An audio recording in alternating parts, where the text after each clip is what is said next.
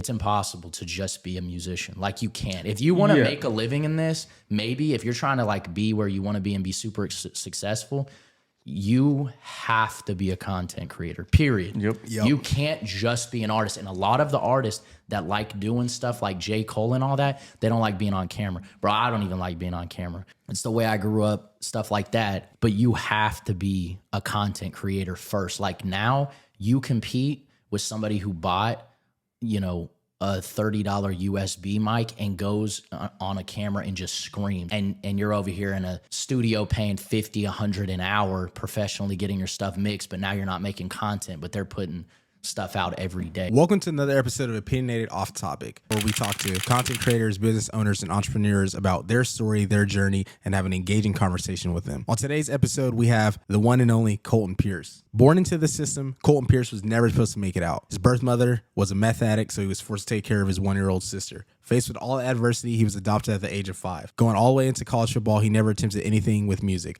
After someone missed a studio session in 2017, he decided to step into the booth, and since then, everything has changed for him. He is most known for his unique sound and never sticking to one genre. Some quotes from Kolton are, "I really just make whatever I am feeling. No two songs sound the same." He is a completely self-taught artist with mixing, mastering, and engineering all his music. To this date, he has amassed over 500,000 streams on all platforms combined while staying completely independent. Make sure you guys like, comment, and subscribe wherever you're getting this episode, and stay tuned for the rest of the episode.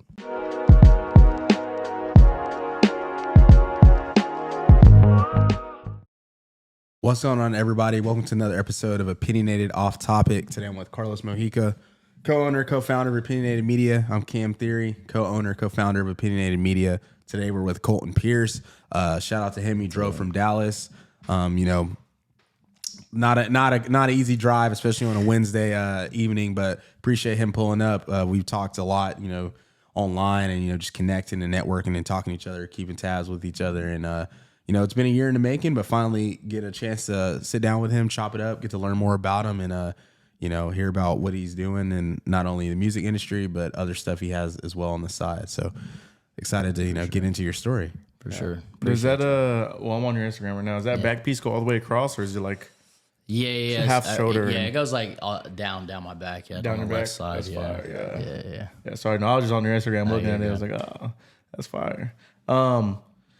Like you said, came from Dallas, so I appreciate you taking time out your day and whatnot. I hope the drive wasn't too bad because we all know how that 35 traffic is. Yeah. It was all right. Just give us a little backstory, where you came from and basically how you got started to what you're doing now. Okay, yeah. So I guess I was born in the foster care system, got adopted when I was 8, and then kind of fell in love with sports. Identity was wrapped up in that, that goes. Yeah. Played football, basketball, baseball, and track in high school. Played football in college, and then multiple injuries, the same whole, would have made it if it weren't for my bum knee type of story. That whole thing. Yeah, man. And whenever that happened, I kind of was just super depressed, was always around music in a sense. Up to that point, I never really did anything with music at all. So I wanted to start producing beats and stuff like that first. It was a massive learning curve at the time. So then I kind of just like with one of my homies just started rapping. And honestly, all of it was probably trash for a minute. But the only thing that mattered was like we thought it was good. You know what I mean? And I think that's how a lot of creatives and stuff start anyway. You look back on old stuff and be like, yo, y'all should have told me to stop doing this. Yeah. But so I kind of did that. I always connected with people socially pretty well. So I think maybe like one of my first 2 or 3 songs, I paid some videographer in Houston that had like a huge brand, like 100,000 followers at the time, just to like use my song on one of his promotional videos one time. And it did pretty well. A lot of people were asking like, what was the song and this and that. And then I was like, okay, maybe I could do this kind of for real. And then at the time I thought I was taking it seriously because I was just investing more money, but I just almost was just throwing it at the wall, trying to wait for something to stick. And I'd say like over the past year and a half is whenever I officially took it seriously in like every facet, like stuff that I lacked in. Like I get a lot of help here and there. I'm pretty much just like the clay and like a team of like probably 10 people is hand. I'm just like the guy in front of everything, doing everything. But I've got this enormous team now that almost like, I mean, helps me with, you know, I've obviously got like producers and beat makers, this and that.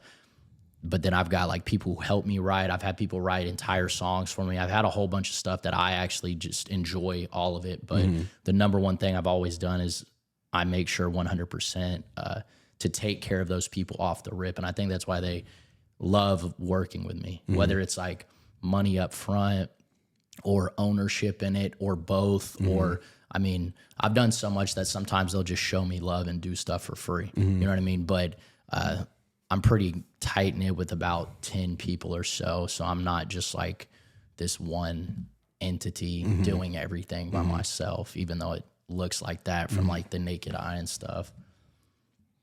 Yeah. So I guess backtrack a little bit.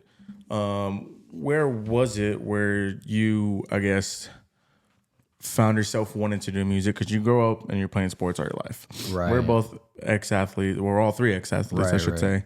I wasn't fortunate enough to go to college because I had an injury prior to going. I played baseball and I ended up tearing my shoulder. Right.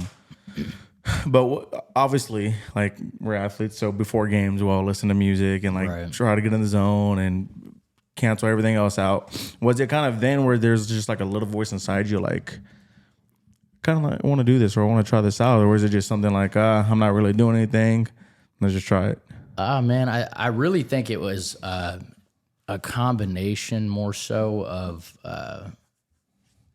just like, you know, growing up. I mean, obviously super influenced by like Wayne and stuff. And I would listen to that. And for whatever reason, I would like write lyrics down.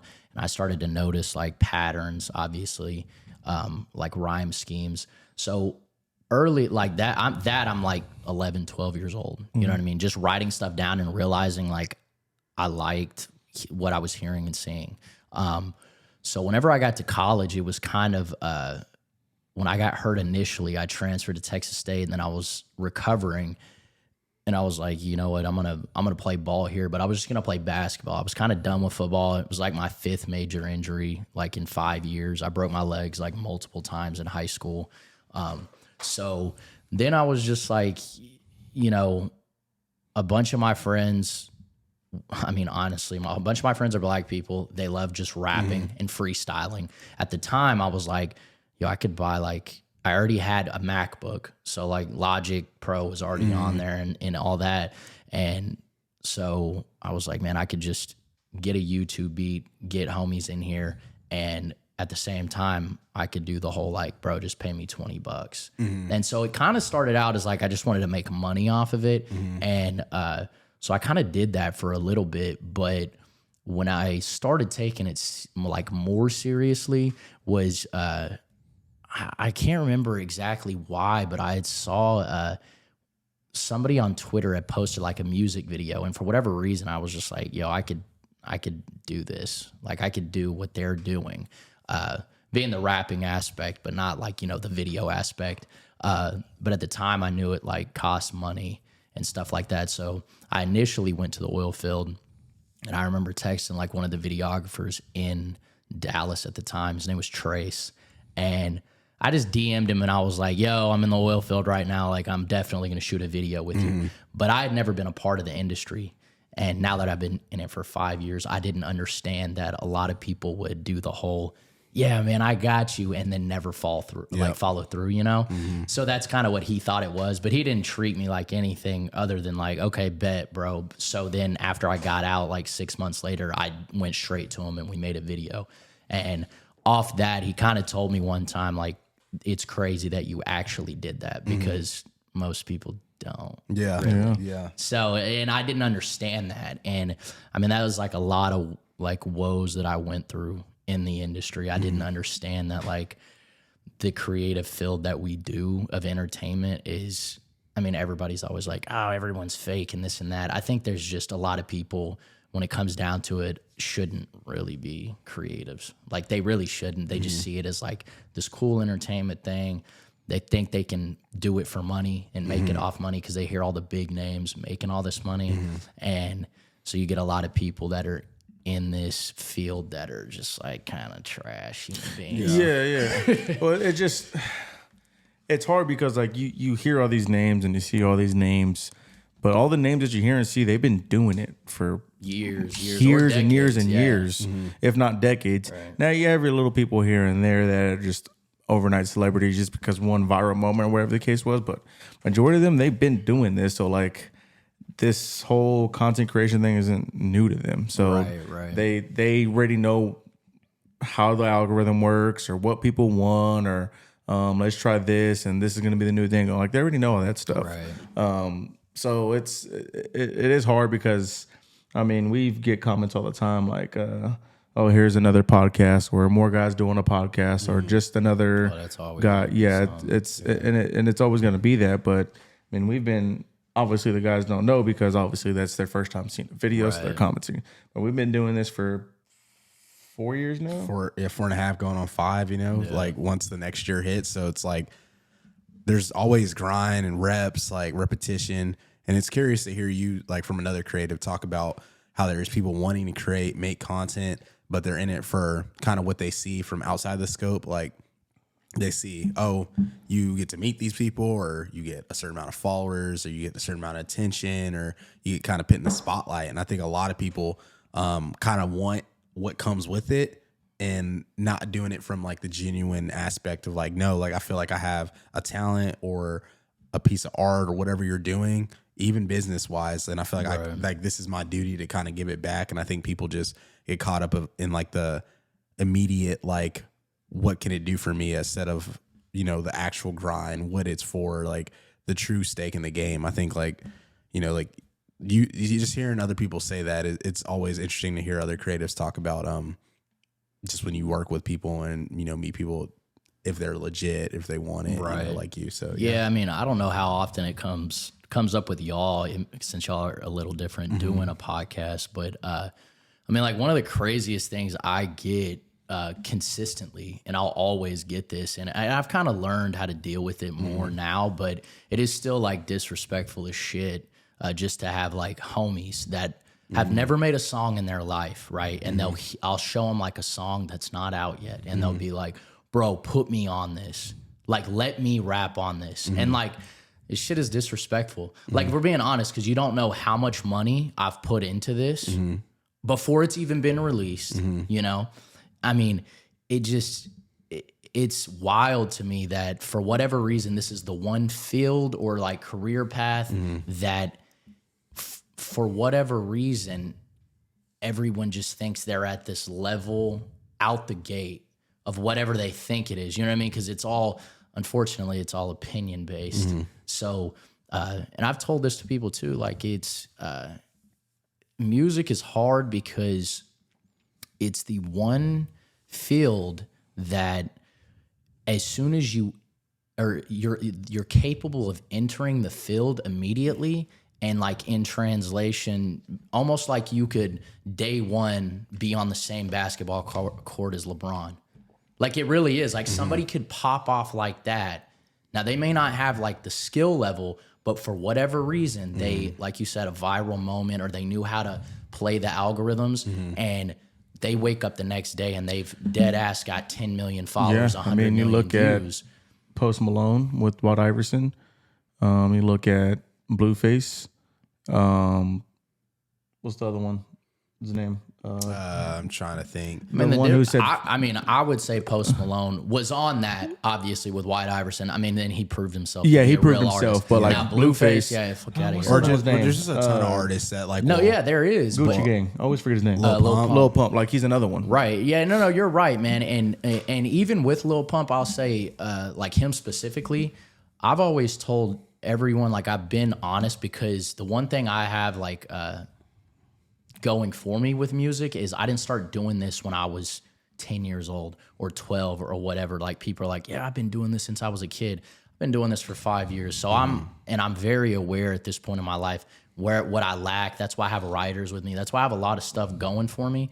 And it's really just, I know what I can do and what I lack. That's why I bring those in. But the one thing that people can't beat on me is how hard I'm going to work. And it really is like when you really dumb it down and break it down, like it's just hard work like that in every field.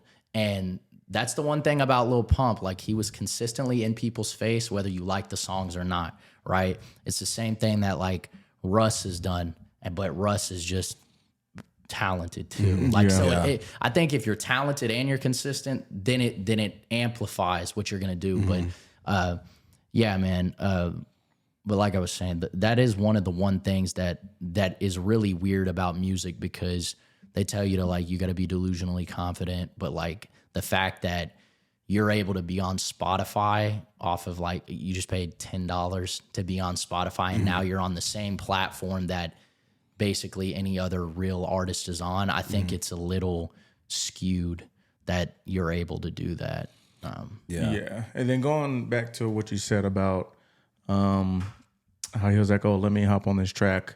I don't know if it's like this with every genre, but I just feel like even if people who are new, they think, like you said, they're up here. I just feel like rap is just the people who are making it are just cocky, and I've never understood like why. I think it's more so just because ego. They have like egos. Yeah.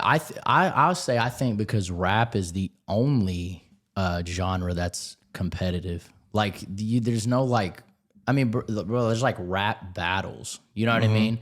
There's not like a country battle. I mean, I know there's like whatever the singing competitions are and stuff, but you'll never like the fact that there's a whole movement that's gotten bigger than ever now with rap battling, where like now these artists are like, I mean, directly shit on their competitor. You know what I mean? So I think it's, and I would say more often than not all the time, but more than not, most of the pump up music you're going to hear is like rap music. So I think it directly correlates to sports in that sense. So I think it's the one genre that is, I think that's why people are, you could say cocky or egotistical or whatever it is. And because the basis of the entire genre was built on like, I'm making money, I'm doing all this stuff. True. So you want to talk about what you're doing.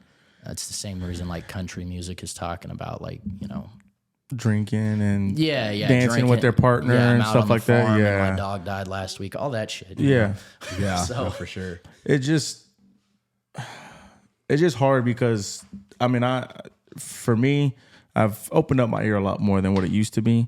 But like new people that are like that haven't made it, like people who are just like putting on Spotify, they only have like 10 songs or whatnot, or SoundCloud and all that. I just feel like the biggest thing is it's just all the same. Like everybody's making the same music in the way it sounds, in my opinion. for sure. And nobody's really doing anything different. Like, No, I agree. You already have like your like I don't know why I'm drawing blanks right now, but like have you ever Futures who make your club hits? Kenny, no, what's his name? The one that Colin liked, ST or something, or ESTG. ESTG. Yeah. Like you have like people like you already have people making the like the Young Dolph, you have Key Glock, you already have people who are make this music.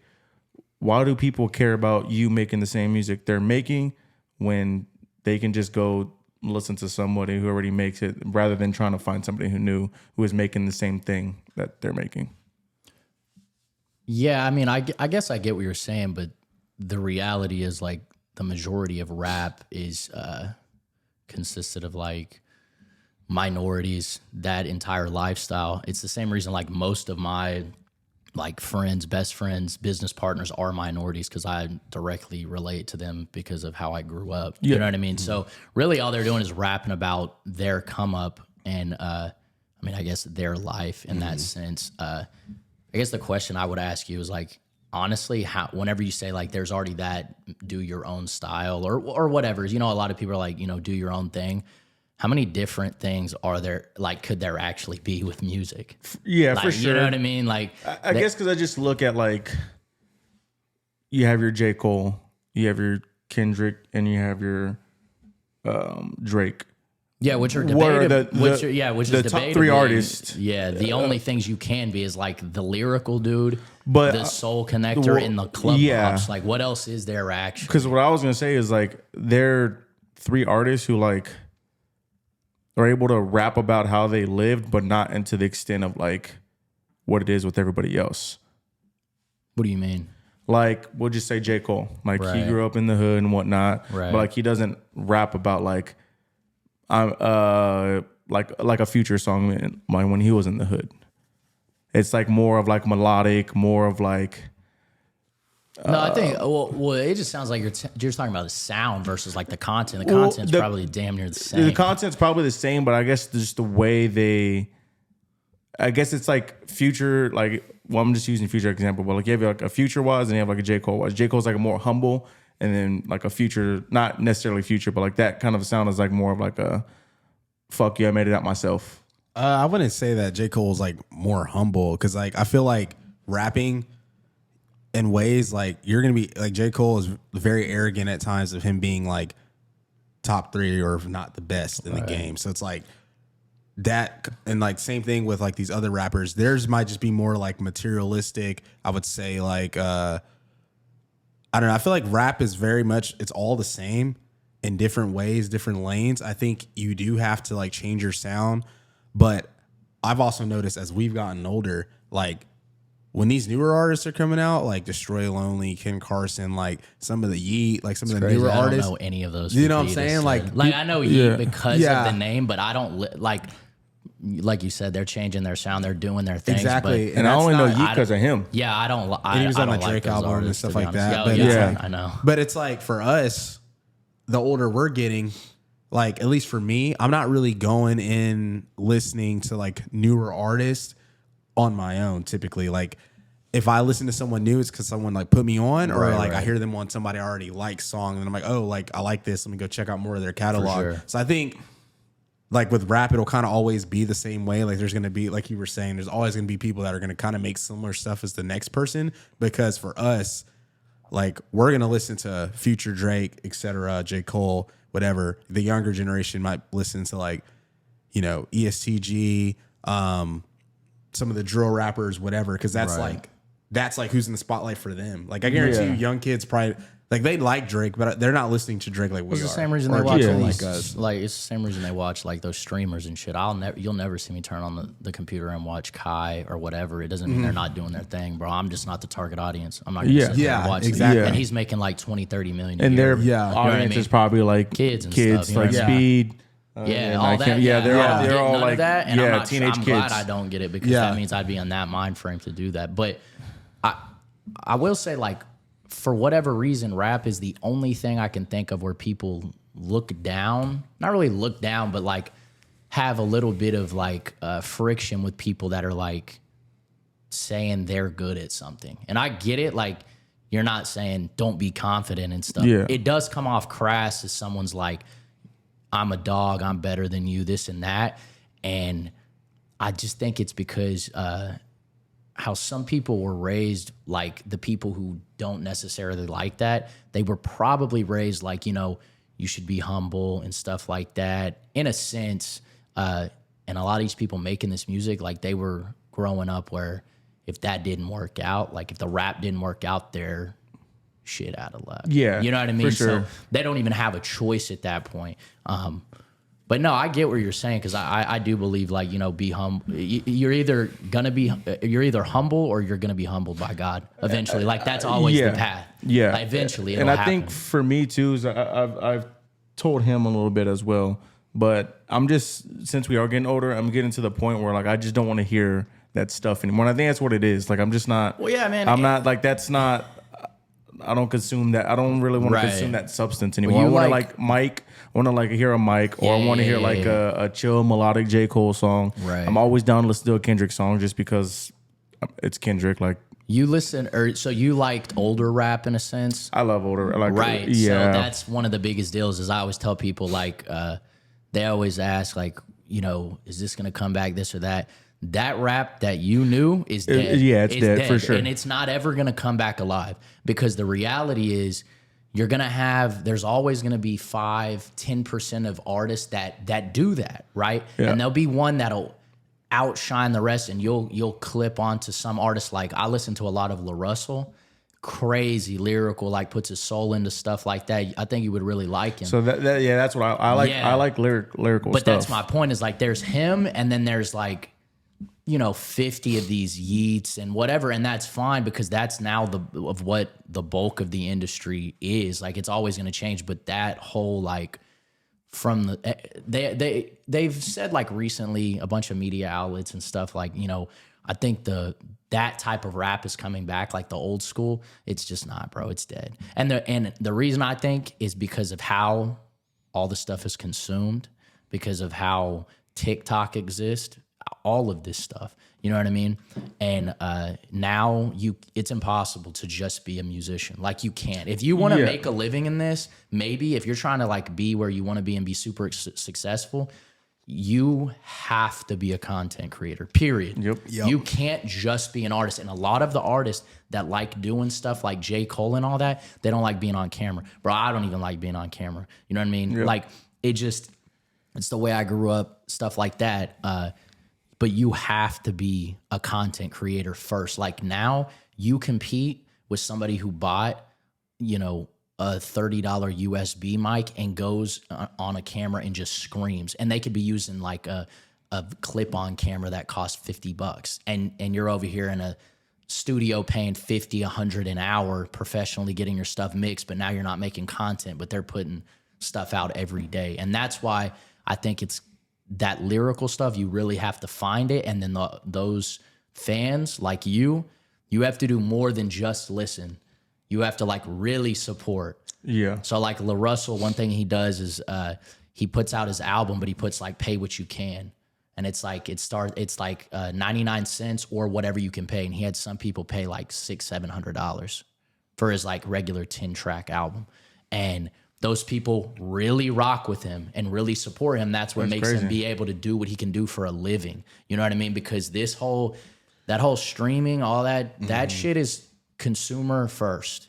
And that has completely fucked up the scale of music and everything. Yeah. Because, I mean, you said TikTok, and if you have a song on TikTok and it's viral, that's considered a good song, whether if it's a good song or not, just because it's on TikTok. You've got labels now like signing, and it's really starting to expose them now, but they would just sign people off of a viral clip on TikTok, and then they're finding out like, oh shit, these artists only know how to make a 17-second thing. They only know how to engage you with the hook or engage the audience or whatever. Exactly, bro. Like and that's why I've been like my team has been very good about, we're going to make this super catchy hook. We're going to put it all together. And then whatever you want to rap about, because I'm the same way. I like doing the whole like, playing with rhymes and syllables and schemes and stuff like that.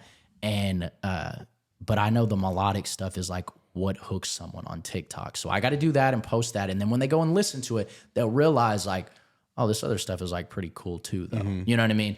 I've just had to like work around that, and I've been willing to. And that's another thing with like rap, is a lot of people are egotistical. It's in the sense that like I don't need help. I did this all myself. And that may be the one thing that like brings you down. I always tell people like, would you rather ride passenger like to the Super Bowl or not make the playoffs and like you're the guy? You know what I mean? Yeah. And a lot of people want to be the guy. Yeah. And you're only going to get that far. Yeah. So I like that analogy. Yeah, no facts. Yeah, it's super shitty to say, but like a lot of people want to be that guy, but maybe right now in this moment, you can't be this guy for this. Who knew? Like y'all probably didn't know y'all were doing podcasts and stuff 10 years ago. Yeah. You know what I mean? But now it's a thing. TikTok wasn't a thing 5 years ago. Now it's becoming a music distributor. You know what I mean? So like there's stuff always coming out. The stuff you may blow up off of, it may not even exist yet. So that's why I'm real big on like develop your team, develop stuff, and then play it by ear and go all in as much as you can. but yeah, that's why music's been different for me for rap anyway, because I'm not egotistical. So how much harder or easier do you think it is to make it in the music scene now with not even just TikTok, just all the social media in general? Because you look at it as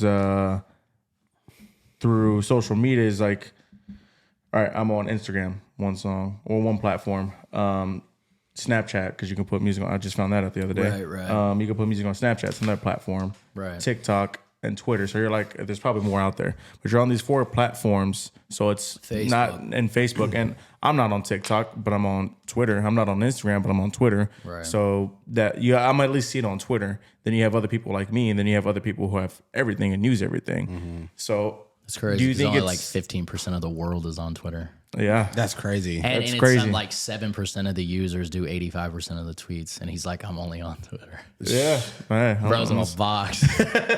Yeah, we're working on that. He's gonna be back on the socials next year. But I'm not on TikTok either, so it's like I'm at least gonna hear it from that. But you have people who are on everything, so they're gonna hear it on all these different platforms. Right. But since it's so much easier now to post it to everything, it also makes it that much harder. So do you think it's harder or easier in a sense? I think it's easier, but nobody knows what the fuck they're doing.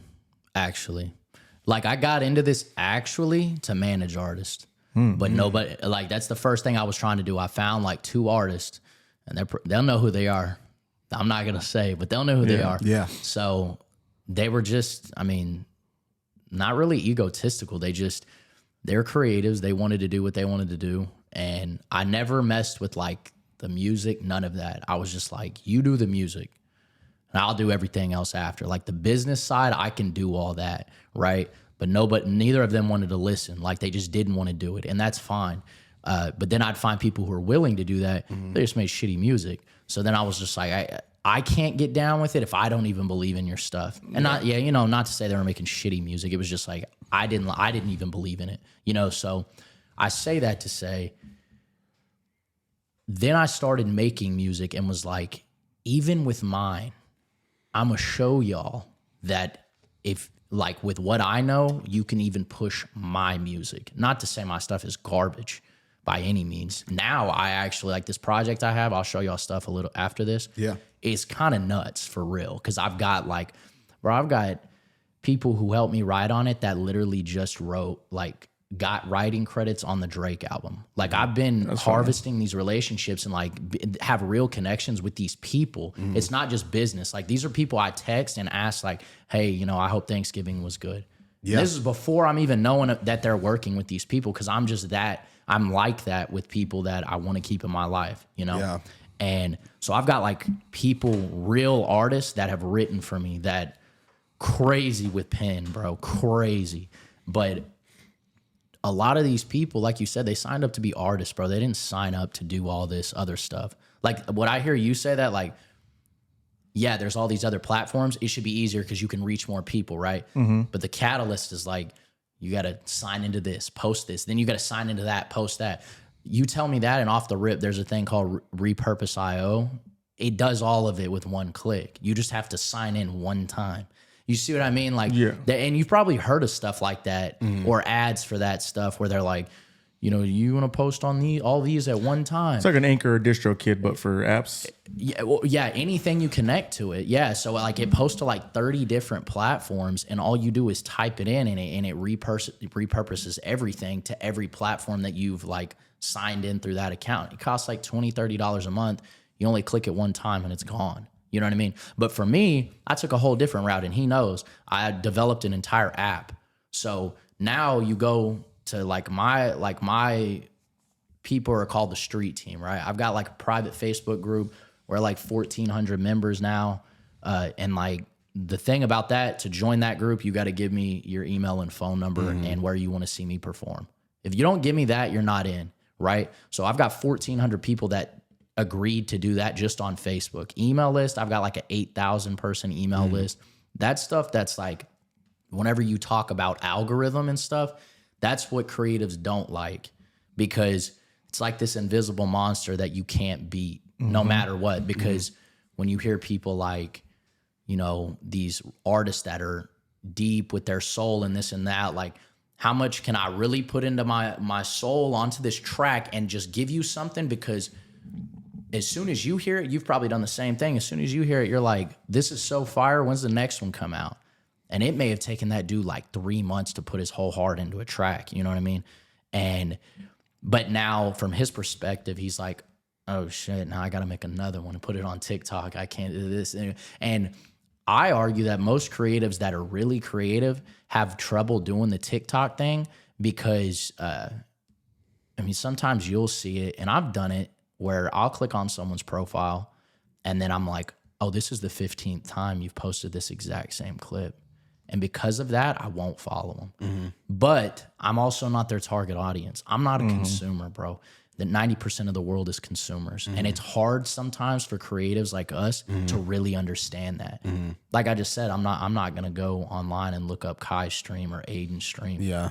But obviously people are doing it. They're making 30, 40 million a year. Yeah. But I'm like I said, I can't understand that. It blows my mind that somebody would just be like getting off work or whatever, a kid getting off school and just being like, you know, eating ramen and watching this kid do I don't know on a stream for 5 hours. Like, what do you do when he's not doing something? There's no way he's entertaining straight for 5 hours. Yeah. There's just no way. So it's like creatives that are the type of artists you like. Yeah. It's hard. And they just have to figure out stuff. There needs to be a separation between artist and management. Like managers need to really be business people for real and understand the artist. And I think that's why it's helped me out a lot because I'm able to talk to some artists and give them game from an artist perspective. That's what's hard is because if you come and tell me, like, you really need to be doing this with your music and you've never made music, you know what I mean? It's not that you don't know what you're talking about. It just hits different if you're like, oh, wait, you've put out 40 or 50 songs. You have a studio in your backyard.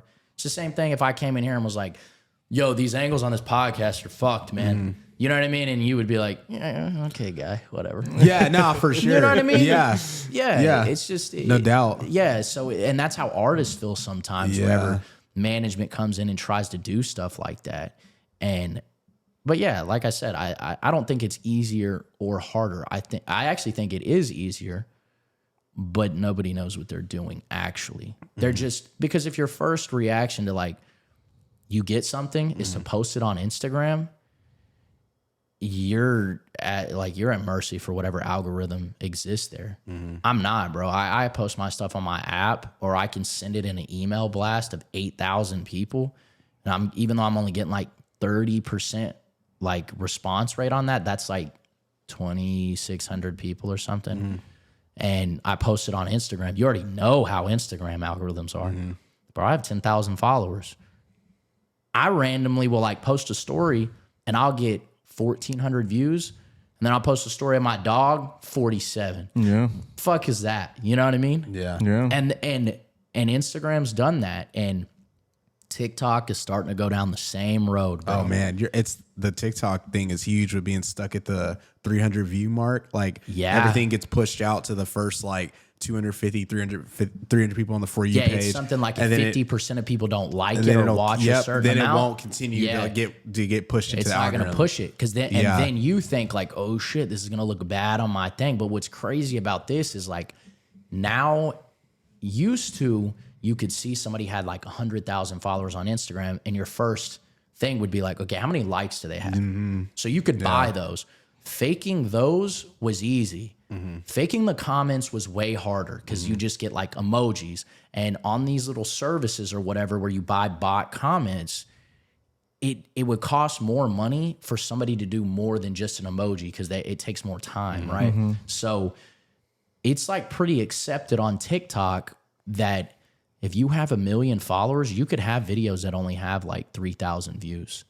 Like it's very accepted now, and it's not like people can look because they'll usually pin like that one video that went viral because you'll see it and be like, how the fuck did you get 30,000 followers? Yeah. And then you see like somebody fucking ran full speed into something or something like that. So, that one viral moment. Exactly. So it's like right now, I mean, like I've seen even with the people y'all have had on here that have the super big podcast, that white and black kid. Peyton and Cam. Yeah. I see them all the time. I don't even follow them, but I see like people that have like posted highlights of their stuff. Yeah. And sometimes I've clicked on their profile and they've got like millions of followers, but then they'll have like that random thing that's super funny, but for whatever reason, it gets like 10,000 views. Yeah. And like, I know that they pivoted well and they were able to like, you know, they're doing their whole like community and stuff like that. Yeah. But a lot of people, like I said, they don't know how to do that. They'll just be like, bro, I got to put something on Instagram. I got to put it on TikTok. And now they're panicking because that's their marketing plan. Yeah. Because I got to put it on this platform.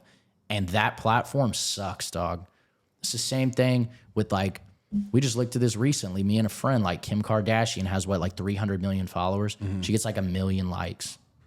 That's crazy for me and you. Yeah. But that's 1% of her audience would be 3 million. To not even hit 1% of your audience is crazy, bro. Like it really isn't feasible. If I told you that from a small business perspective, if you're not even hitting 1%, like you'd be like, okay, I'm not investing in that though. I got to figure out a different way, right? So that's why I got into the app. That's why I've got into other stuff that we're developing behind the scenes too. That's about to help a lot of creatives. So, do you think like with these bigger apps, like when they get bigger and they grow, that they like do certain things to skew the algorithm so you're more inclined? Because I listened to Bradley Martin a lot because he was one of the first like fitness people to really blow up through content creation. He was on Instagram when it first released, and he was saying like, you know, he would post like all the time, like 2-3 times a day back in the day, and he's like, now if you're not posting like at least minimum once a day, he was like, you're hurting yourself. And he's like, it sucks because he's like, I don't want to. He's like, I don't need to now. But he's like, if I'm like a young creator or something, someone trying to grow, he's like, I don't want to feel like I have to post 2-3 times a day. He was like, honestly, to post 2-3 times a day of quality content, he's like, this is not feasible or realistic. He's like, it's just, you're just gonna be posting either the same stuff or you're gonna be posting like watered down versions of like, especially content. if you have a 9 to 5, bro. Yeah. You know what I mean? Like he does that for a living. It's a little different. Yeah. But dude, I'll be honest. Like I listened to a podcast with Akademics, bro, and he was straight up when he didn't get on TikTok at first because somebody did a user churn. I don't know if you know what that is, but when a new platform drops, people will start going claim names like Nike, all these, because they get paid for them. It's the same reason on Instagram, Russ's name isn't Russ because some kid wanted like 100K for it, and he was like, "You got me fucked up." You know what I mean? And now it doesn't matter because he's big now. It's the same reason when you type in Drake, like Champagne Poppy shows up. Yeah, like so he just knew that would happen eventually, but TikTok really wanted academics on TikTok. So he talked to like the CEO and all this stuff. And he said this on a podcast he was on with Vlad TV. And, he said this with Joe Budden. And he was like, yeah, they told me straight off the rip, because his first excuse was, I can't get my name on the platform. I don't want it. And they were like, all right, we'll get it for you today. And he was like, no, somebody already has it. He was like, we'll kick them off. Doesn't matter. So all they would do was just delete the dude's account, then give it to Akademics, which is whatever, because that dude tried to do that, finesse him and churn the name, whatever, right? But the kicker was, he said, well, I'm already so far behind. I don't feel like doing all this stuff, posting all day. They said, doesn't matter, create it, and then post it on your Instagram. That way people can go and follow you. We will make it touch 100% of your audience until it hits 1 million views every single time. And he exposed this information. And then after that, he was getting like 200-300 views. Wow. He gave that information out, that's how much they can influence the algorithm. That doesn't surprise me. Yeah. But I mean, this is how I really break it down, bro. These platforms are free. You're choosing to be on there. Yeah. If you're paying for it, it's different, but it's free. So it's like, even if it's hitting one person, it's still free. Yeah. Like it doesn't cost you to post on it. Now, if people were smart, again, business wise, if they do more than just like click boost post, if they really knew how to use ads, like for real, like I got certified in Google and Facebook ads in college, they'd understand how dangerous Facebook ads really are. Like if you really know how to run them, you could spend like $1,000 and collect. I mean, I spent like $1,000, collected like 4,000 or 5,000 emails off of that. Like if you really know how to do it, but most people don't. They'll just post boost post. and they'll figure it out. They don't know how to A/B test. They don't know how to do none of that, right? So, but again, you gotta have budgets to do that. You gotta have budgets to play with money. But again, that's paying to see, to see your audience. And that's the other thing with like the music industry is it's already so much to do the music. Oh, it's payola. It's pay to play, bro. It's so much more just to even get your music out there if you want to get it out there. Obviously, the connections are free because you make those on your own. But like the people who don't make the connections or like trying to press that boost post or pay more ads to get their music out there or shirts or whatever it is. Right. Like it costs so much more money to do that and then to do it correctly as well. Right. Even if you don't want to pay for ads, man, like to pay to even get on somebody's platform, like you did. Yeah. With the like that, no one has ever come on here and said that they've done that. So that's super smart by you. What, like paying for ads and stuff? You pay to have your song on somebody else's. Yeah, and that that brings so much audience to you. Right. We'll see. And then, I mean, like, there's people like, I don't know if you know who Say Cheese is with Sean Cotton. Yeah, bro. Like, I mean, I've contacted them depending on how fast you want to get posted. If you just want to be in the queue, it's dead ass, probably like a 2 or 3 week wait. I contacted him at like 1 million followers. I think he's like 1.7 now on his platform. Bro, it's like, that's like $700 to be in a 3-week queue, right? It may be more now, but you got to know who you're looking at, like what's the audience and stuff like that. But even with that, like it's always going to be pay to play. And like it's insane that people get into this and, especially in music and the streaming era, like the bot stuff, what a lot of people don't know, most consumers really don't know what bots are, right? They don't really know what it is. Like everybody glorifies that J. Cole line, everybody's getting their place like from machines and stuff.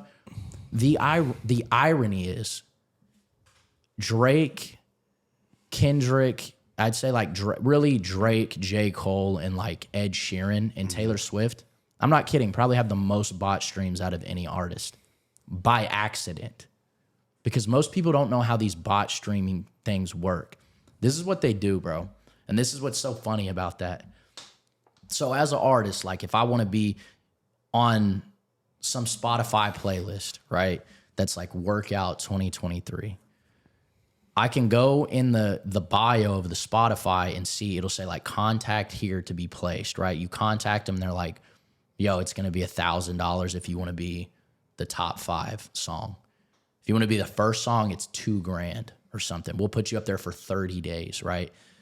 If you want to be in the top, if you want to be on 5 to 10 or 6 to 10, it's going to be $500. If you want to be whatever, it goes down. You know what I mean?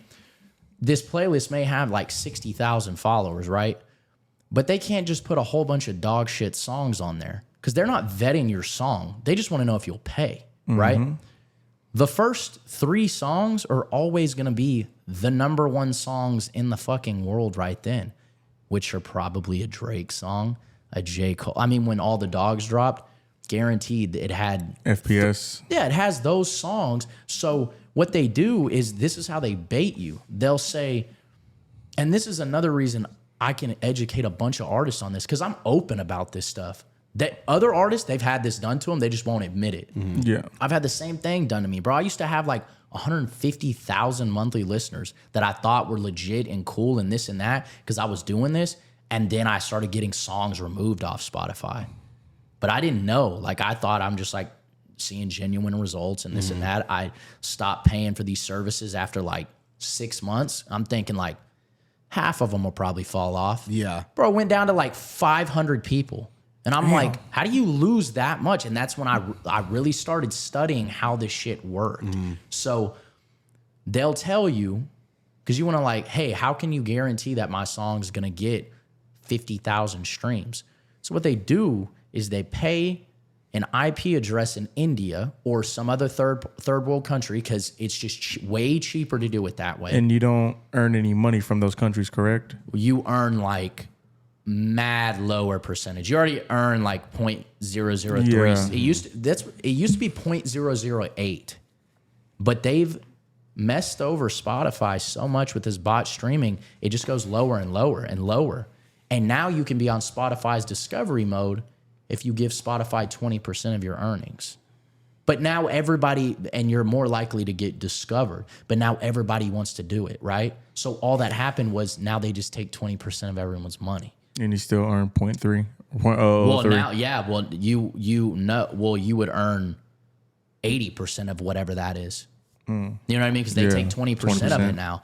But so with those first 5 songs or whatever, they're going to put a Drake song, a J. Cole, a whatever, French Montana, whatever, the biggest artist, right? And then they're going to say, well, these people are going to be listening to your playlist, and then your song's going to come on, and they're going to be working out, and they're going to be like, wait a minute, who is this? This is actually this is kind of good. Yeah. Let me go save this song. And this sucks because every artist thinks they're good. So if somebody's like, yeah, bro, I listened to it, I actually rock with it. It's good. I think it'll fit good on this play. Like, you're not going to say bullshit. You know what I mean? Yeah. So I started submitting really bad songs from other people that I had no idea who they were. And I was just like, there's no way they should let this on there. And they're like, yeah, bro, just send the money to here. And that's when I started to figure out how this stuff worked, you know? But because of that, and I like, ironically, J. Cole is like probably one of the most bot streamed people. The Baby was probably one of them at a point when he was going crazy. Like, but they're not paying for him, you know? Yeah. And they're part of labels, and labels own, I think it's like 70% of Spotify. Spotify didn't make a profit till like last year. Really? Yeah, because they're paying out everyone, bro. Like, one of the biggest problems with all this is YouTube Content ID. Shazam's a big problem. All of this stuff, because people will just rip songs off YouTube, and producers have to deal with this. And I feel bad for producers because they'll put a song up. One of my personal producers will put a song up, and he knows the first thing I ask him is, hey, you got to Shazam it first to see if somebody's already stole it. And he's just like, like sometimes they'll go crazy, make some crazy hook and all this stuff for me, and they're like, bro, you want this one? And I'm like, Shazam it, and they Shazam it, and it's fucked. Some like 16-year-old kid has already uploaded it to Spotify, and he's already said he owns the exclusive rights. And all you do is click a checkbox, and they just take your word for it. So anytime my song gets streamed, if I have that song up, somebody's like, yo, this is fire, Shazams it in the club, and it shows up on his profile, right? And every time I have one song I report to Spotify like once every couple of months, because this kid racks up like 300,000-400,000 streams, but Spotify can't check that, so they pay the kid out. That's why the payouts have gotten lower and lower, because you can't really it's the Wild West, bro. You can't garner this. It's all smashed. All of it is. And there's not really like, honestly, I don't want to say it's too far gone, because I'm sure somebody can figure something out, but it has to be somebody that's so smart, that's probably a coder, that actually gives a shit about the artist. That's the biggest thing. That's the problem. Is that and then doesn't really care about, not that they don't care about the money like that, but because when it comes to businesses like that, all they care about is the profit that they're going to make. They don't really care about what's going to happen underneath. Even if you knew how to do it and you're in BFE, bro, and you're like, yo, I figured this out and I'm going to help artists all around the world. Why would Sony not come up to you and be like, yo, 20 million for the software? No, exactly. You're bailing, bro. Yeah, if you're working, if you're 9 to 5, or if you're working making $20K a year, you just got offered 20 million and didn't know you had a software that would free all these artists from getting their stuff taken down or whatever. What do you really care? You know what I mean? Yeah. And that's just human nature in general. But yeah, no, the whole thing, I don't want to say it's too far gone, but it would have to be the perfect storm that brews up. And again, it's another reason why I'm a part of this beta thing. That's badass. And this is way earlier when we first started, but I was going to commend you earlier when you said that you didn't, like, you'll hear people, but if you don't like their music, they're not going to take them on. So for me, that just shows me that, one, you care about yourself and your brand. Two, you care about the music game in general, because you just don't want to put bad music out there because like you care about it and you know what it takes to make it. Yeah, man, at minimum, stuff's got to sound professional. At minimum. Like, that's my first knock every time. If you're showing me some stuff on a recorded phone, fuck out of here, bro. I don't care that Band Lab and Rap Chat is a thing, bro, because there's like one artist who made it off that. It was bound to happen, but no. You know what I mean? It's not, bro. Like, it lets me know, honestly, you don't take your craft seriously. So why would I invest any time into you at that point? I need to know that you're knocking on my door or texting me like, when are we about to do this? If I ever have to hit you up and I'm like trying to manage you, because I'll be honest, bro, music is very fun for me, the creation of it, performing, doing all this stuff, connecting with my fans. People don't buy into my music at all, bro. They buy into me, like, period. And that's when you find real artists. It's the same thing like with Russ. I don't really like a lot of his new music. I really don't. But I bought into him a long time ago. I believe his business sense. I believe everything he does, like, and there's a reason it works. That's why he books out 15K shows and stuff, like 15,000 people. His show price is like probably $500,000 damn near. But I have people believe in me, right? So if I can't believe in a person, like I was saying, I'm willing to put music down and manage an artist. But if I'm managing an artist, I would manage them how I want someone to manage me, right? Which is, I'm going to be your only client, which is wild to say, but it's because I know I would provide that much effort, value, all that stuff, right? So You care. Right, exactly. And I want to, as an artist, provide so much that you're good off of just representing me. So where did you, I guess, just to learn how to do all this business stuff? Because we've been talking about, I guess, the business side this whole time. And I think it was the last artist we had on. I forgot which artist it was, but I think it was the last artist we had on. They kind of realized like it takes just as much work being a business artist as it does being like an artist, Right. Because like you have to also know the business side. Right. So when did all this whole business thing start for you? Man, I hate giving this answer because it's like, I don't know, it's like the typical sliding through Instagram reels and like Grant Cardone's like, since I was 5 years old, you know what I mean? I mean, it was basically that though. I was just like a kid and was trying to sell stuff because it was like money could buy stuff, you know what I mean? And my adopted parents, like, they're definitely my parents, you know, but they were just like, every time we'd go to Walmart, go to the toy section, my parents were like real strict on like, if you had the money, you could buy it, you know? So it was just like stuff. I used to sell like paper footballs, and which is crazy because you can just make them yourself. You know what I mean? But it was just like anything I could do to actually make money, stuff like that. Help my dad mow the lawn and stuff like that. Tell my parents like, if I sweep the garage, I can make this money. It was really just that. I know if I made money, I can make something else happen, you know? You've always been a hustler. I hate that though. You know what I mean? Because every person's like, yeah, you know, I was doing this since I was a kid. But it was like, it's real though. Like it really is. And with music, I just say like with the creative field, it's been very weird because I found out the hard way, like I said, with like paying to be on playlists and all that, that a lot of it is just fake, like Instagram, fake followers, fake likes on TikTok, like everything. Now there's so much fake stuff, you don't know what's real. It's even with like, you know, PR companies and stuff, bro. Like I've ran into some people that were like, they'll just post some artist is like, you know, and have a quote under it and be like, yeah, I really like them or whatever. I mean, and that artist has no idea who that company is. But this company's just posting this. They paid for a lot of followers, so it kind of looks legit. And the thing is, bro, they hook you by making the service cost just enough money for you to be able to afford it, but not so low that you'd be like, this is shitty. You know what I mean?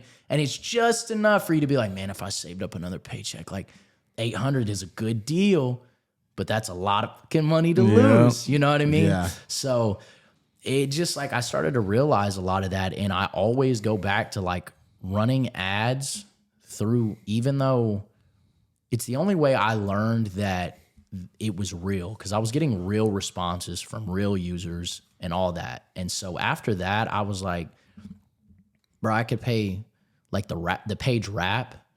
I've contacted them like I'm looking at it. I know who follow, like Russ, YG, Drake follow, like all these people, real artists follow this page.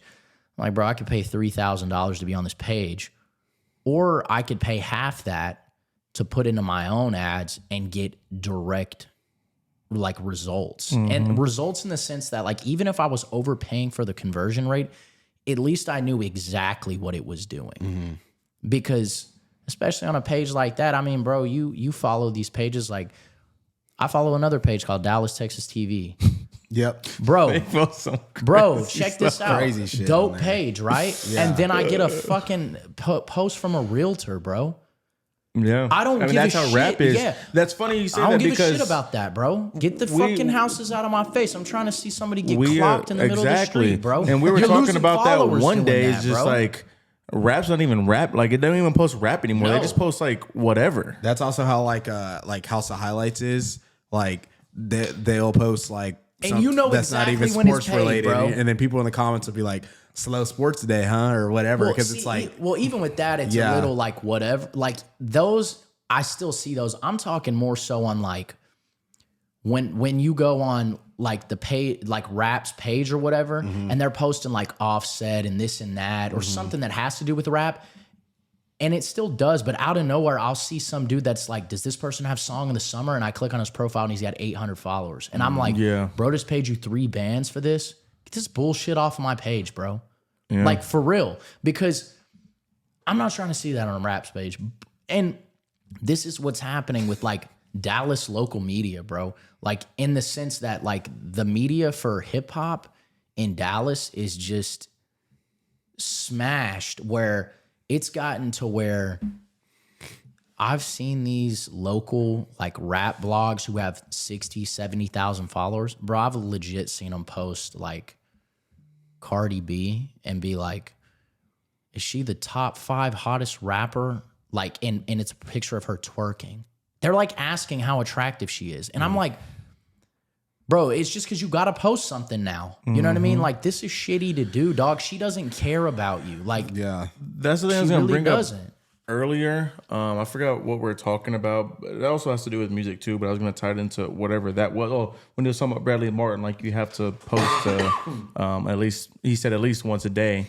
But I feel like that's like a problem with music too, is people like fast music. Like they hear it and they want something else already. They hear it and want something else already. And you said that, like you hear that guy like, oh, when's the next one? And like, oh man, now I got to make it. Like that's the problem with, like, I feel like with just stuff in general, is people don't appreciate the art that is given to you and they want something else already. It's like he uses the term, it's like fast food. Music is fast food when it shouldn't be like that. It should be like the Kendricks. It should be like the Drakes, the J. Cole's, where they only drop like once a year, once every year and a half, stuff like that. Yeah, and be able to appreciate the art that is given to you. You know, I think I'm on both sides on this one, mainly because people are just going to like whatever's given fed to them. that's true. Yeah. That's really, and so right now, like even with artistry, bro, it's tough. Like, because if I was making some real dog water music, bro, I'd probably get more shares because people would be like, look at this guy, and try to clown him. Yeah.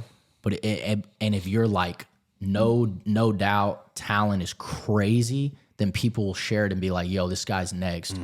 But if you're good, it sounds good, but it's just good, it's just like less likely to get shared or whatever. And I've done that too. Like I'll just today, like me and Matt talk every day, right? We send stuff to each other that's like where people have no social awareness at all. And we're like, yo, this person off of Instagram. And you click on it and they've got 80,000 followers. And you look at their post and you're like, everybody's just making fun of them. And that's the problem with the algorithm. The real problem is that the algorithm just knows engagement. It doesn't know positive or negative, right? Yeah. So, but this is again why I tell people you need to learn Facebook ads for real, because you can actually put triggers in Facebook ads to count something as a negative or positive reaction, right? So you can put where somebody says this about your ad or responds to it, like not only remove that, but block this person, not because like, oh, it hurt my feelings, but because Now, whenever you run the ads the next time, you won't pay for it to be on that person's page anymore. They already talk shit about you. They don't care about it anymore. You know what I mean? And that's just not your target audience. So it's like the algorithm isn't smart enough yet. I mean, or it is, and they don't really give a shit. I don't know. It's hard because at the end, it's just software AI. Like, I mean, it's all electronic based. Yeah, it's all coding and stuff like that. But that's why I said the only positive. Actually, there is positive and negative. They've just intertwined positive to be engagement and negative to be nothing. Yeah. You know what I mean? So even if you like something, and that's the problem, bro. Sometimes I'm not gonna like a song that an artist puts out. And I've seen people on Instagram, bro. And this is actually one of the things I look at when people are swiping through Instagram. How many times do they swipe and double click and just like it and swipe to the next? Like just doing it. Yeah. I was guilty of it when I was guilty of it too. I've definitely gotten more conscious of like what I see, and I'm like, I'm gonna either watch this reel or actually like this post because I either really fuck with the person or whatever. But I'm not just gonna do it just because it's on my phone. Even with people I really rock with, sometimes they'll just send me their stuff and be like, yo, go like and comment. And I will only like the message because I'll go like the message and then I'll watch the post. And if I don't like it, nah, bro, I'm good. Because I want you to know when I really like something, I do. It's not about hating or this or that, but I'm not going to like everything that everyone puts out. And your real friends will do that for you. Yeah. See, but this is an ego game, so people will get offended and stuff. Yeah.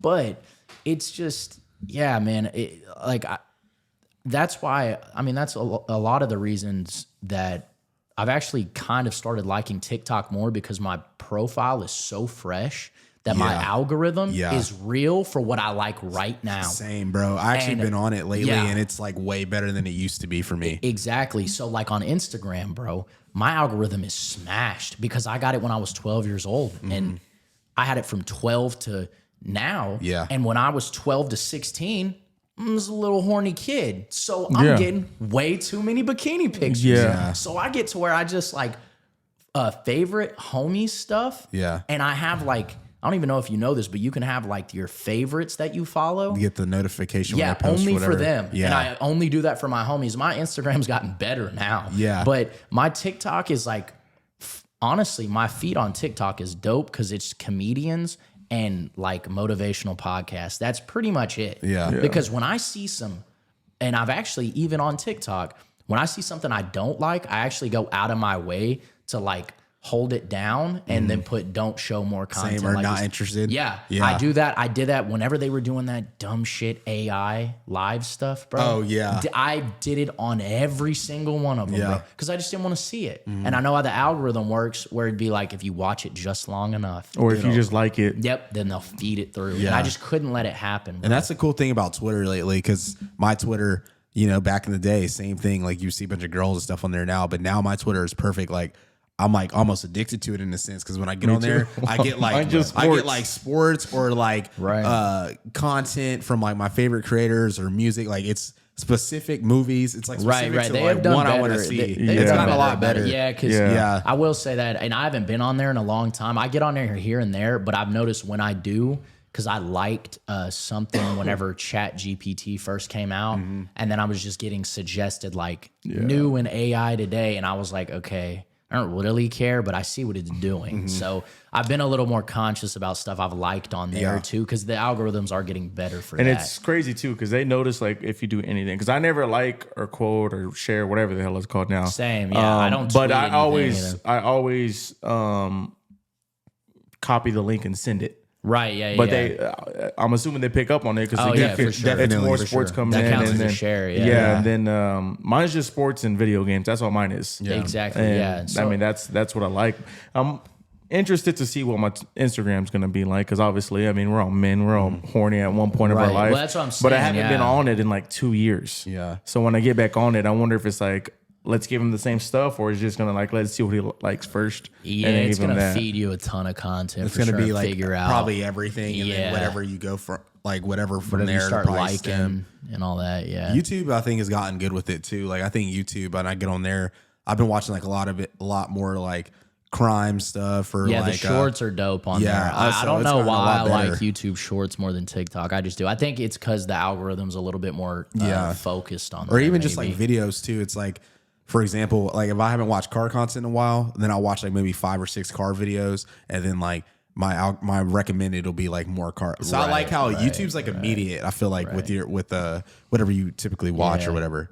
Yeah, speaking of that, I mean, like even with YouTube ads and stuff, bro, like there's a way you can actually like make your video the like the ad on a specific channel. Yeah. Right? Like on the top. Yeah, in and the a lot of corner. people don't know that, bro. And it's like, you know, y'all are trying to do a big podcast or whatever, like you could be the ad that plays in the middle of like an Academics or Joe Budden podcast or whatever. Just people don't know how to do that. They're just like, yeah, let me run ads and see what happens. And it just, yeah. And I like I said, I know it sucks to just like basically give Instagram or Facebook money, but it's better than giving like Joe Schmo like $1,000 to post it like on a rap or something like that. Yeah, and now the audience is like, and it also sucks too because accounts like that they post so many times in a day, so Yep. like somebody might not even see it because it's Yeah. gonna get flooded way the hell down there. Yeah, that might be the 8th post of the 8th post Yep. in that day. So it's like half the times too when you follow certain pages, like you just really kind of skim through. bro, it, even too. on rap, like there's an upcharge if you want it in the same format that is their regular post, which most people, if you're smart, you'll have it in the same format so people won't see it and then be like, what? And just scroll. Yeah. Like they have like a $500 upcharge to have it in the same like overlay. And if you don't pay for it, it's like $500 less. But if you're scrolling through the rap page and out of nowhere you just see a music video playing, you're like, okay, this guy paid for it, and you just keep going. So it's like, I mean, those guys got in early, bro, and figured it out. Like, dope concept, I guess. But bro, I have a screenshot of the page with rap when they went live with Kodak Black. And Kodak Black was like, who the fuck are you? Because it was like some white dude and some random Asian dude. And they were like, this is who runs the rap page, which is kind of nuts, bro. Yeah. But yeah, I mean, that's basically how it is. You just have these people who buy these pages or whatever, and they're getting paid by labels to post them however many times a day. It's just, it is nuts. The Rap whole could have just landscape. been started by hip hop heads, and those two people here's $30K for your account. Yeah, bro. I mean, that's how it was when labels were first buying playlists off Spotify, because kids were just making playlists and they were like, "Hey, you want to follow my playlist or whatever?" And it was legit. Yeah, and like then good the music. people realized like, "Oh man, you made this whatever Latin mix, whatever." And it has 30,000 followers, and you have some label say, "Hey, we'll pay you $1,000 for this playlist," and kids are like, "I'll just make a new playlist. I don't care." So they give it to them, and now these labels have all this influence on Spotify playlisting. So the whole thing is very weird. It's a lot of tricky stuff and finding a way around things for sure. Yeah.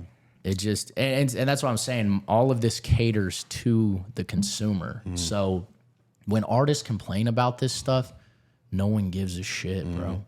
And the only way I can understand it is like if they could really have a robot make your food for real the way you wanted, and then they were like, all it'll cost is $5 for the whole thing.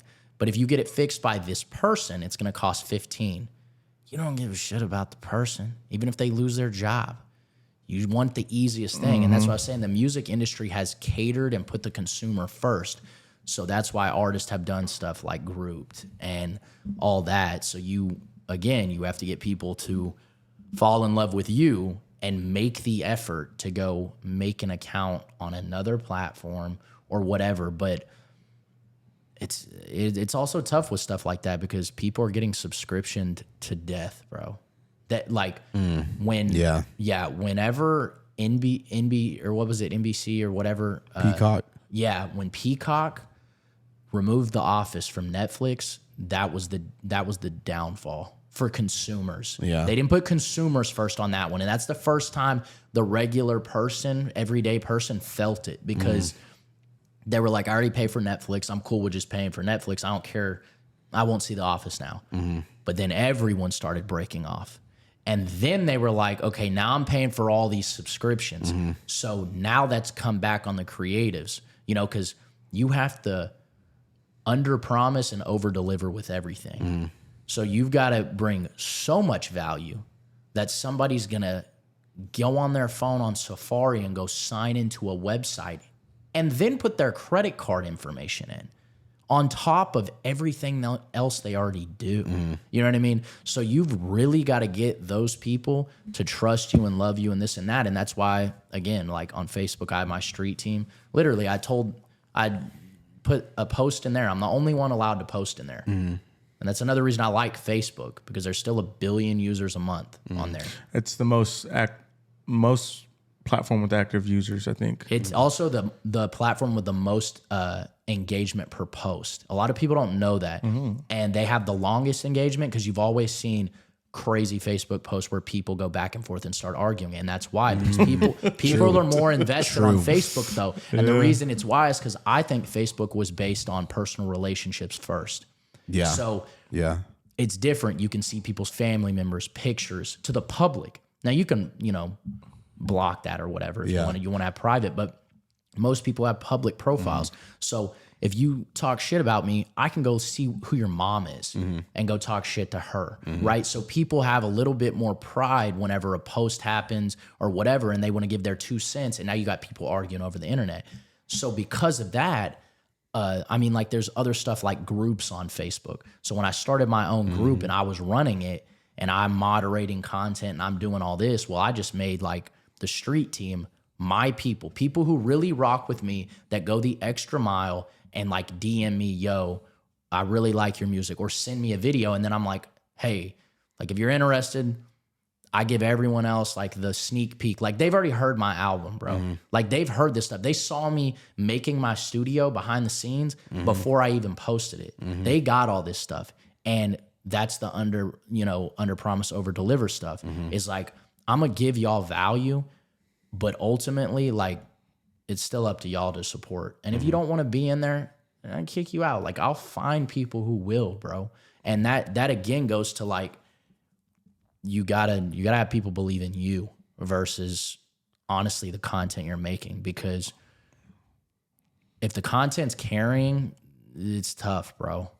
Like it really is. Like that's why I always tell like other artists I've tried to help out. Like when you get someone to believe in you, they'll buy every song you put out before they even hear it, bro. Man, what's crazy is Cole Bennet just dropped his or he made an Instagram last night, literally for his Lyrical Lemonade album he's making.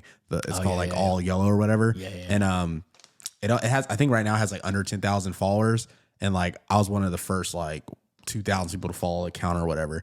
And he was like, if you DM'd him, he was like responding to people, and like he went live too, like last night, like at 2 a.m. last night, and was like playing little snippets and stuff. And he was just like asking the chat, he was like, yo, should I make this account private? Like when it gets to a certain number? And everyone's like, because he was like, yeah, or they were like, yeah, make it private. He was like, well, I don't want to gatekeep. But then everyone in the comments was like, I feel like your real fans that really fuck with you and everything you do are already here now, or already following you now. So like maybe keep it open for like a week or two and then make it private. And then, cause he's like, I'm posting basically everything I do behind the scenes, all snippets, all teasers on this Instagram before the album releases. So he posted again on that account. He was like making this account private in a week. And if you don't follow it, like you won't be able to get in. Well, see, and that's why I think that's dope. Yeah. That's why people like, with me, whenever people are like, yo, does AI scare you and this and that or whatever, it doesn't scare me at all, because I know people, and people want human connection, bro. Yeah. They really do. There's like something about human element. Yeah, bro. And even when AI can like make human element or whatever, it's still not going to be enough. It's just not. Like it's different. Even if you know on a FaceTime, if it's a robot talking to you, it's just never going to hit, because you know something's missing. You just know it. And so, for example, like if Cole Bennet did all that stuff or whatever, and then you find out that it's somebody else running the account, then you're going to be like, damn, this is kind of fucked up. We got duped. But when you found out it's him, you're like, oh, yes. Like you have pride in it. You're like, I'm here early, this and that. And now you're invested, bro. And that's what I've done with my street team, bro. Like I sit there and answer messages all day, bro. And sometimes it's a little too much. I'm gonna be honest, like it really is. But it's me. I'm answering all of them. So I talk back to them. I do all this because like I understand. Like, I mean, I've had people be like, "Yo, that music's shit," and I'm just like, "All right, man. Like, thanks for at least listening." And then they're like, "Oh wait, this is really you." And they're like, "Hey, I'm just kidding." And they'll tell me straight up, like, "I'm kidding. I didn't even listen to it yet." And I'm like, it's crazy to move like that. But like, bro, crazy to just hate to get a response. Like, literally. Like, but then tells me like, yo, this is actually fire. So that little response gets me like somebody who then they're like, okay, I listened to a couple other songs. Like I didn't like this one, but I really like these two. And so they're actually going out and I've got like real fans doing stuff. And again, it starts like literally one brick at a time. And that's tough because everyone sees the whole viral moment. You get all these followers. What are they really there for? Are they really there for you? No, they're there for that viral moment. To say they're at that viral moment. Right. So it's very if you're willing to connect realistically, if you're willing to connect with 1,000 people, bro, that's 3 people a day. If you sent 10 messages a day and got one person to answer that really cared and was like, yo, I'm tuning into everything that Opinionated does. Now you're like, at the end of the year, you've got 365 people, but they're like real. And it's not just like they're real people. They're people that are like buying merch, something a bunch of artists have no idea how to do and stuff. Buy merch, make merch, do all that stuff. Yeah, like it's just how it works, bro. People are lacking like real human connection in a creative field. And I think that's most of it is based off that. It doesn't mean you have to go through some crazy struggle, this and that. Just like try to connect with people and then know how to roll it over into some type of business without being like, buy this. And I've had to be pretty strict about it. I'm gonna be honest. Like now that my group is at 1,400 people, bro, I really have to prioritize some people that try to talk to me all day. Like for real. Yeah. They'll just ask me like, hey, what are you doing right now? Because it's like, you want to have that connection, but you also got to realize, like, or they got to realize too that, like, you're like this is a fan. This is someone that fucks with what you're doing. But at the same time, you got to have like some kind of barrier to where it's in the same way that you met me, which was me DMing you, right? That fan. I've got to do this for other people too. Yeah, you know what I mean. And I'm down to talk with you, but I finally hit to the point where if you want to talk to me on a what are you doing basis, you have to pay me per month. And that sounds crazy. It took me a long time to get to that point, but it was like people were willing to do it because they understood and they were like, you know what, I'll pay $10 a month. And at that point, you know, it's the same thing, under promise and over deliver. I would say I'll go live once a month, right? And the time I went live the second time a month, they were like, oh, bet. Like they thought they were really getting a deal out of it because they were. I already told them only one time, right? But it goes from me having 1,400 people I'm talking to now I've got, you know, these 50 people that were all paying 10 a month or whatever. And now I'm making 500 a month off of people who want to talk to me and they're willing to pay. The other people who didn't, that's cool, bro. Stay in the group and I'll answer comments every once in a while and stuff like that. But understand you're in a group of 1,500 and growing. But if you want to be a part of this group, like I'm down to show you that effort. And then you cap that at 50 or whatever you can handle, 50, 100. And then you make another group that's maybe 50 a month and they get like credits in a song or something. You know what I mean? And it just, again, people just don't know how to connect with like the core fan base. You'll have like, you know, a couple thousand people. If you really blow up, that'll be the majority of how you move initially. Even if you have 10,000 people, you could really make a living off of the first 200. Man, it's crazy you talk about this too, because like, I mean, we had talked about Mike off camera, and like he's a big advocate for all that type of stuff. And he was on a podcast and he was saying like, he's like, rappers don't understand how much money they're losing like by not having exclusive content and exclusive groups. He was like right now, he was like you can get 2,000 people to sign up for.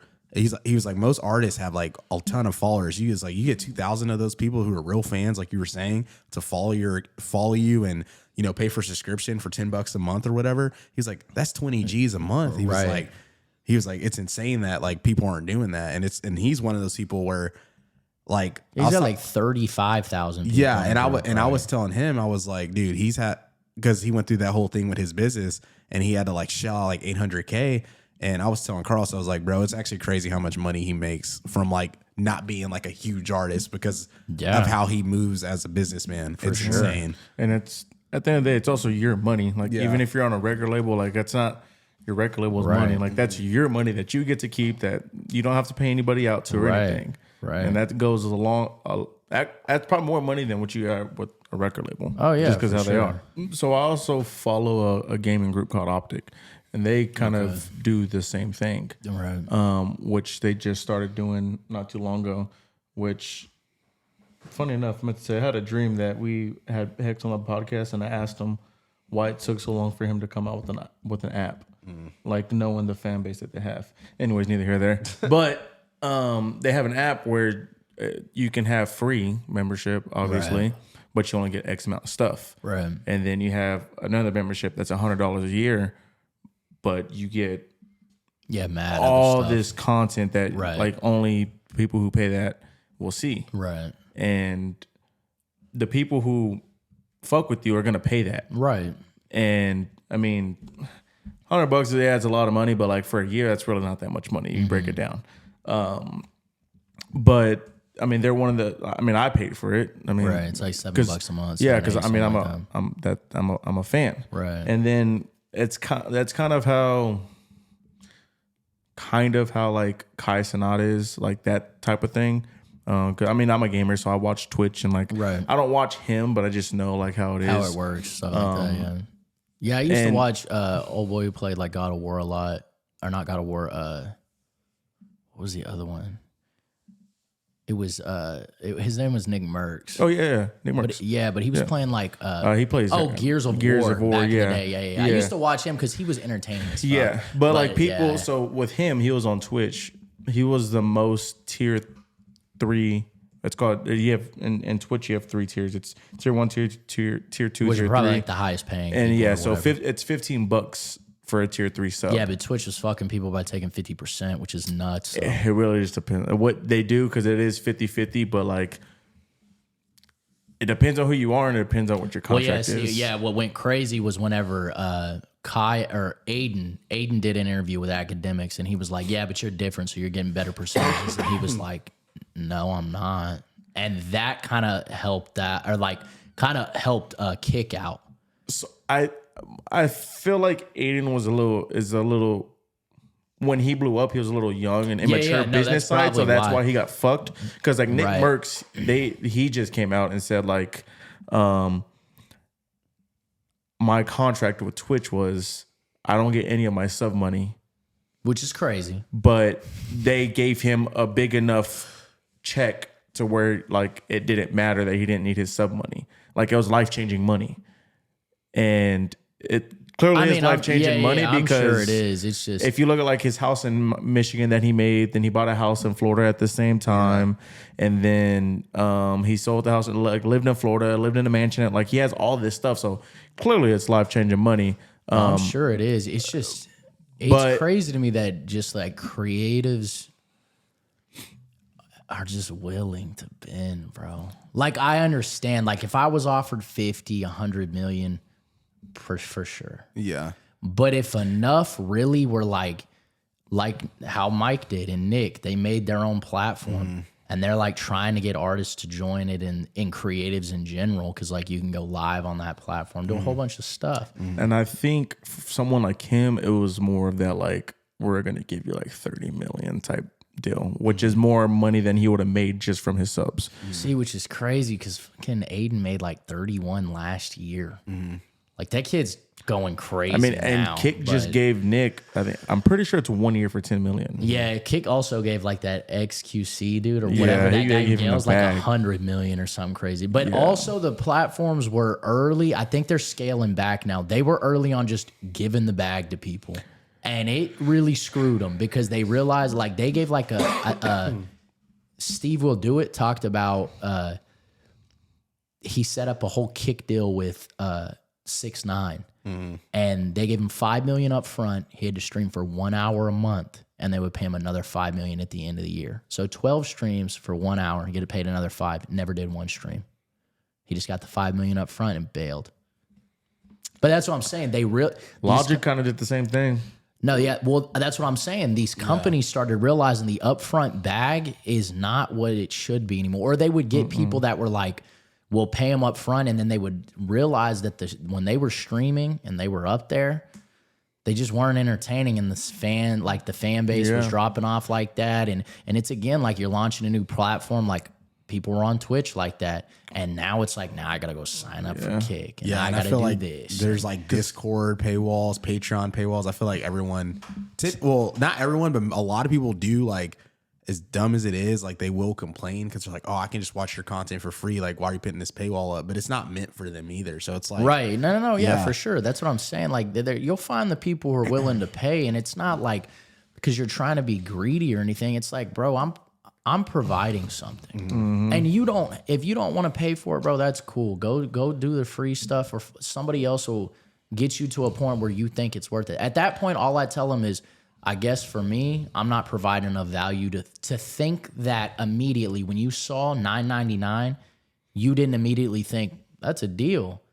That means that apparently I'm not providing enough for you in your life, and that's cool, bro. But again, a lot of this stuff is very egocentric and all that, like even with these creatives and stuff. But the subscription stuff to death is crazy. I'm ready for this platform to launch for real. I'm excited for it. I'm ready. Because I heard y'all talking. You didn't really say the gist. I mean, you said the gist of like what it kind of is, but you didn't really go into detail. But I'm excited for it. Yeah, especially like just sitting here talking to you and just seeing how like your brains work and how you move like on a business end. I'm excited to. That's why I said, bro, I got in this to manage people. I really wanted to do it to just where I could find dope artists and just let them make music and then me handle everything else. The problem was I didn't like playing with other people's money because you know how it is, bro. Like, if we're being real, you really want to break it down. Like, we're grown, and I'm not stupid, bro. There's a chance. There's a better chance that this doesn't work out than it does because not everything is skill-based. A lot of it, a lot more, and you'll hear this from successful people, there's luck involved. Like, there just is. There has to be a timing thing. Yeah. Like, it really is, bro. Like, you've seen, like, Gary Vee made a video every day for, like, 11 years. And it's, like, goes back on his YouTube. And he's getting, like, 20 views on videos. And it looks simple to look at now because you can just do it real quick and look back. But, I mean, imagine making 20, 30-minute videos, talking to yourself every day for 11 years. Most people after 5 years would be like, yeah, bro, I gave it a good try. Not even after maybe even 5 months. Yeah, I gave it a good try every single day. He did it for 11 years. At 10, most people would have been like, bro, 10 years, that's crazy, and nothing ever popped. But then the right time happened with Instagram and Reels and all that, and he went bananas. You know what I mean? So it's just, I'm very, when I first wanted to do management and stuff, when I would tell people like, I'll go half. Like, I'll do this and we'll try this service out. They'd be like, I'm not doing that. Well, I'm not putting all my money in, bro, because I got to survive. Even though I believe in you, like, I'm not putting all my money in for what also? Like, I was doing everything. Thank God I didn't do it back then. But, like, I went into this industry, like, very believing in people. You know what I mean? And there's a lot of fuckery that goes around just with normal people. I really like, you surround your homies, you surround your people with people who think relatively likewise. You're not going to hang around somebody who's going to fuck you over, right? Yeah. Well, then I found out in the industry, it's just a lot of people that fuck each other over.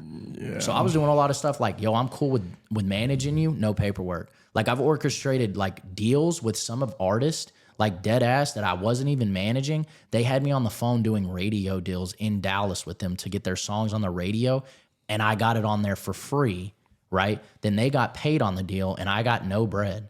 And I never asked for any of that money. I didn't care. But it was like, I did it off the strength that, like, you would take care of me. It's just, that's just like common courtesy. Right, but that's how I moved. And it's the same, again, like we talked about Mike a lot, but it's the same thing that like kind of screwed him over. Like, you're just believing in people, bro. Yeah. But also I believe like you know, the argument is like, does karma exist if you don't even follow its rules anyway, right? Because a lot of people are like, yeah, that'll come back to get you. But if you're always doing bad shit anyway, you know what I mean? Like, life is life, so you're eventually going to have something bad happen to you. But like, also, you could do a good thing every single time, and then out of nowhere, like, something bad's going to happen anyway. Yeah. So I just think I'm going to do my best by people, and other people, like, you want your name to supersede yourself, right? You want to be getting in rooms and being talked about where you have honestly no business being mentioned just because you've done people so well. So that's kind of how I moved with those situations, because those were tough. It was like, because I knew I would always take care of my people. And like to this day, like my producers, Alex, all my like writers, I've got like crazy writers, Vic, SO, all these people that are helping me write. Ramiri, I mean, there's like mad people I have on my team. And of course, I'm forgetting people. I'm so sorry. But, bro, these people know me personally, like, and I have never met them in person, though. You know what I mean? It's kind of like how we were. Like, I could tell he's a genuine dude, and I meet him, and I'm like, yeah, I'm not surprised. Like, but that's how they know me. Like, I've been on FaceTime with them. I've been cool with these people, and genuinely, I think that they know when something pops off, like, I will make sure they're taken care of, because I'm not there without them. And when it does pop, I want it to keep going. I don't want to pop and be like, all right, bro, this is cool that it happened this way, but now I'm about to do it all like this.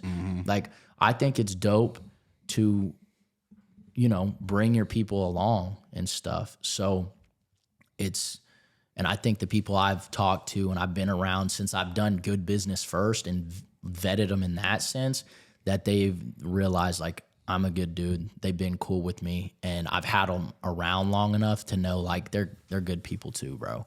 So it's a little bit of a dance, especially in this industry, but for sure. Yeah. I mean, that's really it for me. I mean, I can sit here and I mean, this has been very great convo, eye-opening, and very what's the word I'm looking for? Insightful. And you've shared a lot of game, and I definitely want to spin it back with you, because we didn't really get to talk about like you and your music. Right. So I think we're planning on going up to Dallas sometime early next year. So when we do that, I definitely want to kind of how we did last year, or this year when we went up there and shot a bunch of pods. We'll probably do something similar. So because I definitely want to get you back on and let you talk about your music. And obviously it was supposed to be that this time, but it just went a different route. There's nothing wrong with it. It's just how it is. And I mean, it was a dope, genuine conversation. And I loved hearing all the knowledge that you have. And you're also just giving us knowledge without even knowing it. So, so I appreciate the conversation. I appreciate the drive that you did. Like I said, I want to spin it back and do another one when we do go up to Dallas.